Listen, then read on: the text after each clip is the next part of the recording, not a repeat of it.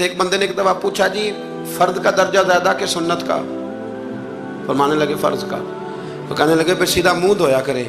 आप वुजू में पहले हाथ धोते हैं, फिर कुल्ली करते हैं, फिर नाक में पानी डालते हैं। तो मुंह, फर्ज तो मुंह धोना है पहले, हाथ धोना भी वुजू में सुन्नत है, नाक में पानी डालना भी सुन्नत है, कुल्ली करना भी।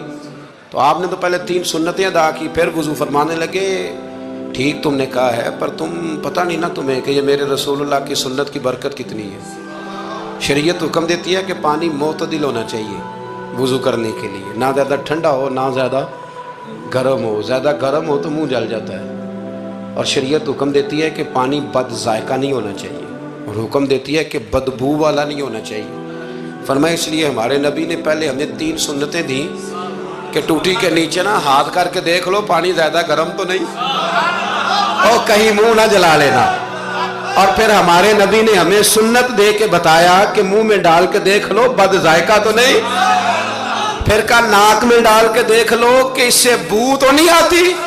फरमाया मुस्तफ़ा ने कहा मेरी 3 सुन्नतें अदा करके अब चेहरे पे पानी डालोगे तो फर्ज अदा करने का मजा आ जाएगा।